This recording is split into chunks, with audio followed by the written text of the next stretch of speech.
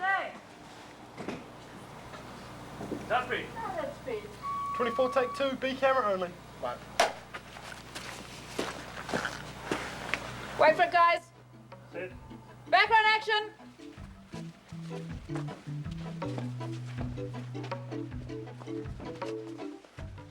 They're quite a strange mob, really. They kind of love it because it's pretty much all they do, I think. They're characters, and they're the fact that they're always available is really bizarre to me. Where a Hollywood extra is a professional extra, that's what they do. They bring the lawn chair, the thick book, the umbrellas, the sunblock, a cooler. They can hold out for days, some of these people. But in New Zealand, it's very strange. I'll look around, no one's brought anything. I see them carrying the white plastic chairs from the cafeteria, and I go, well, those probably can't be comfortable at all. So why don't you just bring your own chair? I don't get that. So it's a different sort of mentality. You just sort of, as an extra in New Zealand, you just sort of show up and then see how the day goes. Sometimes you can sit there for 3 or 4 hours. Sometimes you can be there all day and never be used. And we have all sorts of people. We have people that don't speak English sometimes. We have people that aren't very bright. We have people that have been in car accidents, so they're a bit weird. We have strange people. We have onto it people. We just totally lots of different people.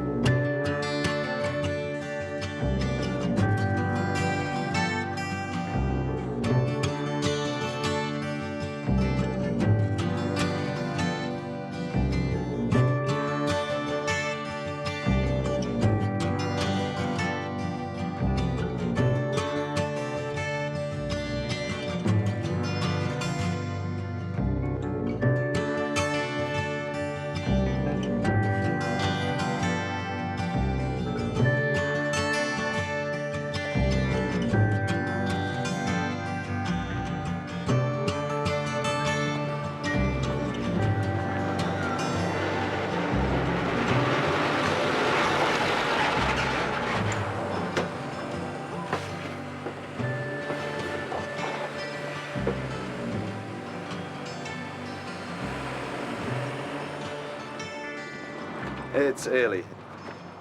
It's 5:30 we picked them up, and they're just starting to go through wardrobe now at 6 o'clock. That's about a standard morning when we've got this many numbers. They'll be on the set at 7 o'clock. We start our shoot day at 7 o'clock. So, you know, and they'll be here till about 7 tonight as well. So that's their day.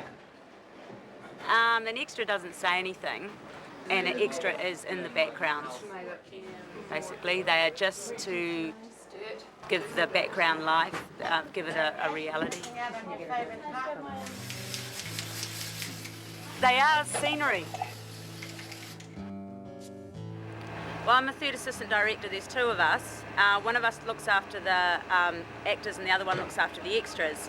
Now, obviously, before we're on set, it's just a case of getting them through makeup, wardrobe, etc. Had breakfast. Got the morning paper, hot cup of coffee. What more can you ask for? Stairs and turn right, mate. Round them up, you kind of wrangle them, make sure they're all where they're supposed to be. Okay, have a look. It's probably just falling out of your bag or something. I had it in here and I was walking around with this all hanging. Something? Just my cigarettes, but I want the lighter. It's another thing that smoking is a big thing. They like to do that in their time off. Yeah, see, it's a big drama, obviously. Is that yours? Hey. About the lighter. It was Found just it. around there. Thank you very, very much. Oh, yes, well. Okay. There's a happy ending for you right there, isn't it? Bring them up, bring them up. Bring it up, bring it up. Okay, you're coming. Okay, guys, bring your white chairs and we'll go on up.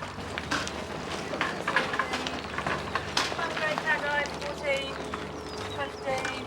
And then when we're on set, the left edge of frame is about, it's a case of just putting them into the shot. And basically I just have to tell them what's happening so that they can act accordingly. Perhaps you both go in and you come out first, and then you're like, it's your wife and you're telling her what to do, and you're just rearranging this. My worst experience, well, no, I've had a couple, but the worst one was we were doing a really hard ep, and basically he took offence at the way he thought that we were treating him. He just lost his temper and basically said that we treated them like human props and that we didn't care about them, and it just went off the handle, and I was quite offended because I try hard to have a rapport with my extras because I feel that people work better if you're decent to them. So see where the girls are, it's kind of there across, so we really want to keep this side as busy as possible. And if you inform them what you're doing and what you want from them, they do so much better on camera because then they know what they're doing. If you're a bit, Daniel, if you're a bit closer. Stand by, please. Quiet, please. Shooting. Turn over. Today. 2, take 2, camera. And background, action.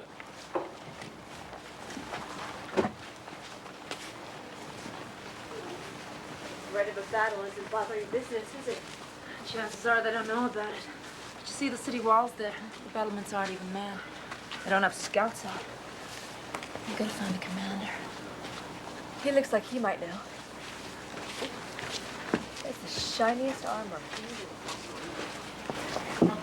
Tapping. We're still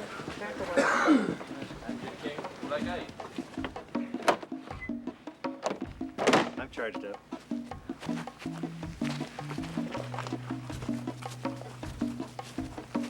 My name is Bruce Campbell, and I am currently employed as a TV director. These are affectionately known as the Goon Squad here. The idea is that we see a very active village going back and forth with these guys sort of rousting the village. They're looking for our heroes. Any ideas on how to get past the Goon Squad? They're not just doing, 90210 crosses. The idea is, guys, you're looking for these heroes. So as you go past extras, you're... I deal with extras in a very clinical fashion. Guys in the foreground that you don't have to worry so much about. I know that they're individual people, but to me they're actually human props. And then everyone else can just stay busy. Yeah. And the cameraman will generally treat them like props as well. Because he'll look through his lens and go, boy, it's really empty. Can we just put somebody in there? They don't care who.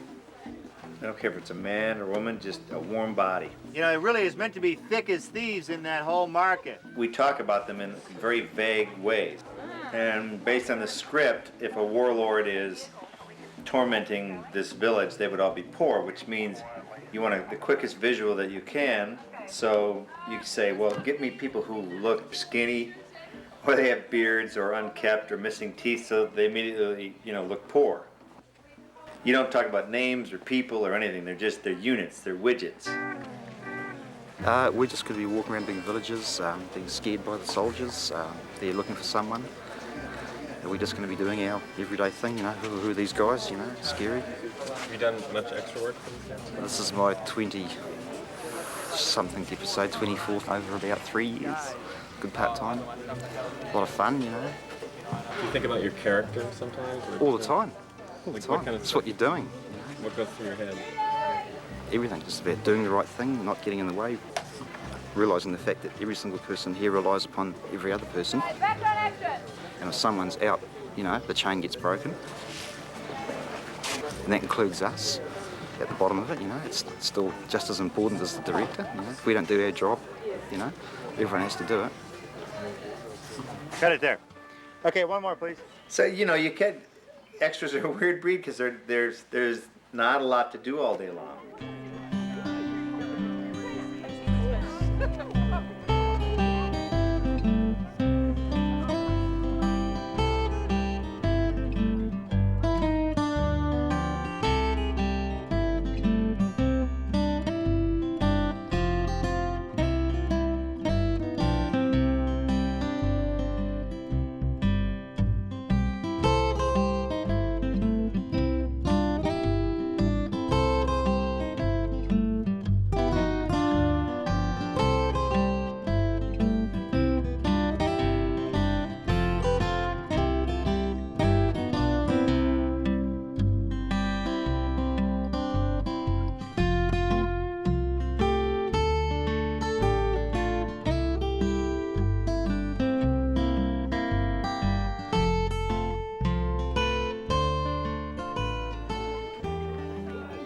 We're all prisoners, extras, not actors.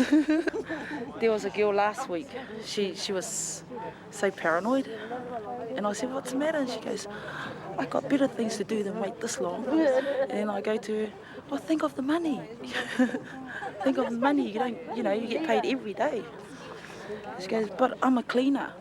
I get $30 an hour. And I was thinking, cleaner, $30 an hour. I'm sure she's lying to me. I had my own house, and then I sold that house to put a deposit on this house. And why I moved here is because it's a lot better from the old house I used to have. It's a lot better than the house I used to have in Otara.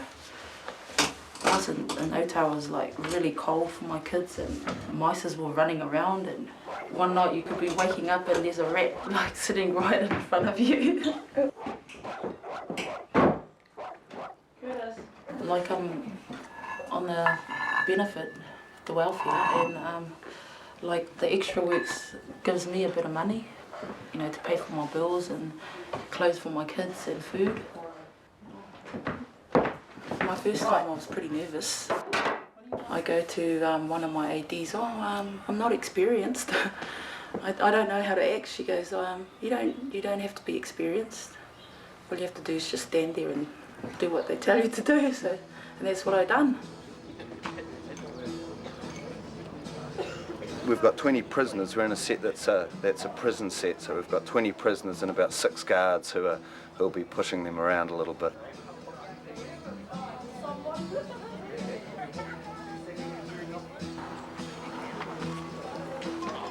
Roll sound.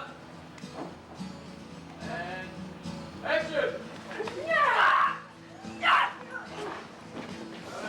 Action. And cutting. Go ahead and do one more. Yep, resetting, going again. Action.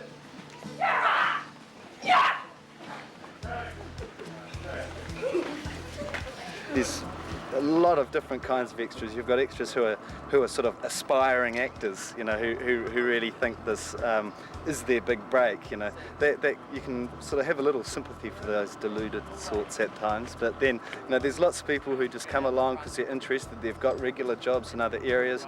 They're just really giving themselves a bit of diversity, and we've sort of got everybody from the unemployed to millionaires. Full spectrum of ages too, really. Sometimes we often work with children. There's going to be a lot of shouting. There's going to be characters screaming. There's going to be some of those men when they start shouting, especially when they're being killed. The other thing I need you to do is look quite scared when you're walking forward. I'm not sure where your mummy is, Yeah. So sort of like not smiling. Onto that. Both cameras up speed. Looking and background. Action!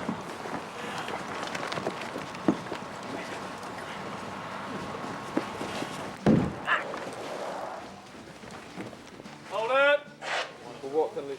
Okay, reset. Another one. We've got people 70, 75. We've got a married couple who are regulars on the show, who celebrated their 50th wedding anniversary by spending a day on set a little while ago, So yeah, all sorts really, all sorts. Nearly always they're either prisoners or villagers. Most of the extras, the female extras, the older ones, play those sorts of characters. And the younger ones tend to have the characters of, the female warriors.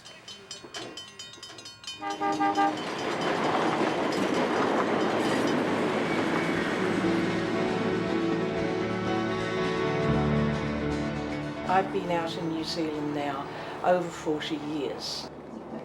It's usually beautifully warm out here. And unfortunately,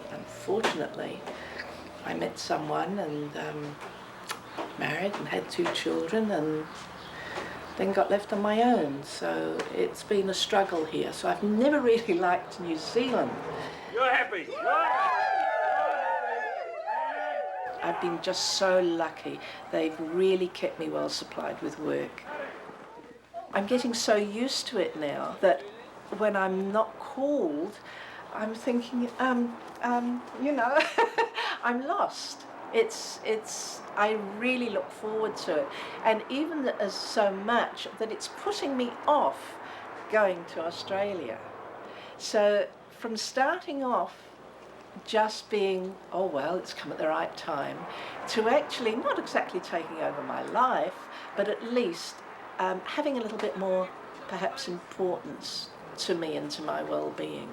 Come on down, please, folks. Right, you can have me a cup of tea. Okay, All I'll right, make you a thanks. coffee. I don't know who the agent was. They just happened to know that I was a choir director and asked me if I could supply 15 singers. We knew we were going to have to lip sync to an already recorded choir track. We knew it was going to have to be gospel style, which is not really our normal style. Playback. Oh, we're gonna praise.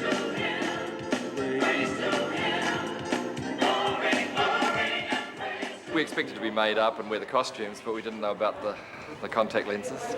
We're about to have black contact lenses put in our eyes, and they're to give us a devilish, demonic look. Sorry, okay. You right? No, I can put that down a bit. There you go. Is that better? Okay, just look over to the television. It's alright, look down. Look over to me, darling. Thank you.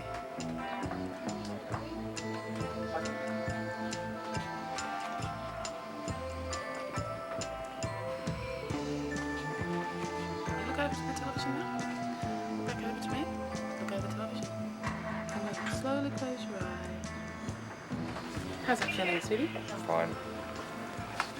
Can you tell me what it feels like? Yeah, I've got triple vision. Yeah, can't see anything clearly, and the rest of the day will be a bit of a blur to me. Quiet, listen up, please. Excuse me, folks. All the choir, can we have you standing outside the studio doors so we can get your cloaks on, ready to go on for the next shot?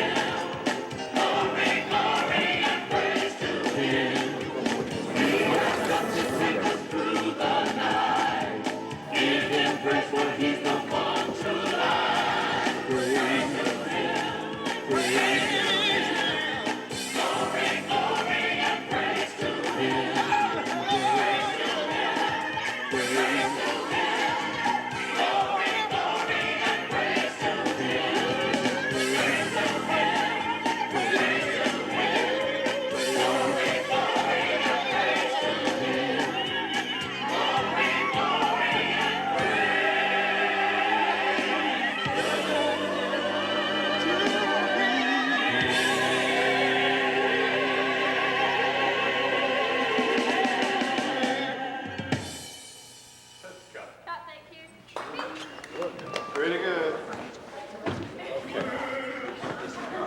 You're going to heaven or something. 1, 2, 3.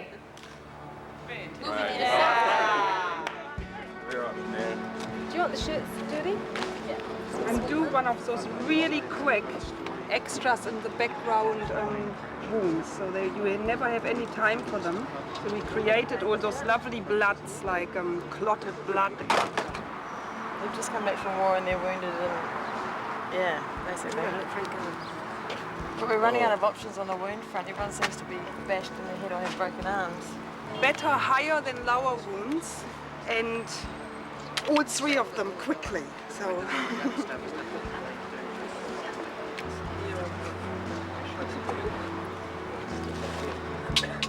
What is your blood made out of? Golden syrup. Coffee, golden syrup. Strawberry jam. What else do they put in it?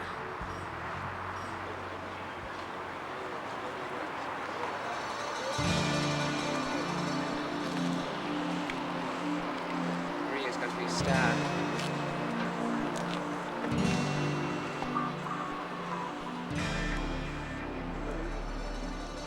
I I'm from Russia. My parents were scared for me because it's really dangerous to walk in the streets, and I was growing up and I was a teenager, and my parents decided me that it would be good for my future if I learn English and if I'll be away from all these bad things that are happening right now. And my parents said, okay, you can go to New Zealand. Ready, are you? Well, I kind of need one straight away. Well, just pick one. It's different, but I found it a bit boring. I get a job probably once a month, just enough to survive for my pocket money. Thank you. What we got, boys? We have Olga and Marina.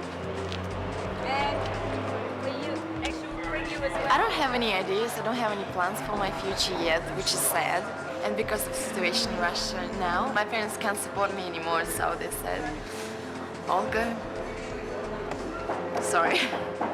So I'm afraid I have to find a job.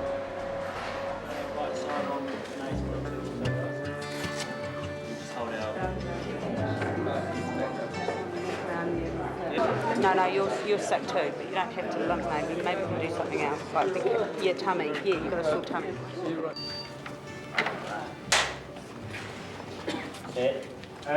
Action.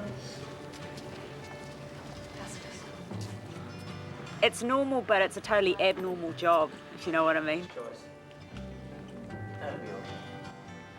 Yeah, it's not everyday life really, is it?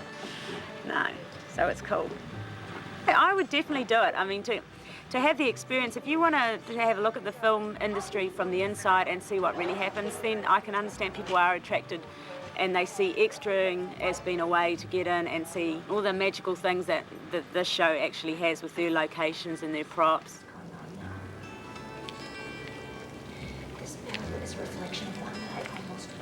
And we've had people that are just completely absorbed at what's going on set, and they just love watching the interaction between the crew and the actors. And that's the cut. Very nice. So yeah, it's a great way to see another world, really. Right, everybody, that's a wrap on the extras.